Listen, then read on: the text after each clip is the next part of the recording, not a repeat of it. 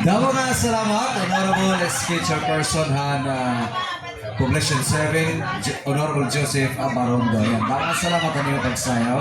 Nga damo salamat ka tanin mo naging kapadis. Mapatupang ako katahin na sa pang minudo nga sasayawan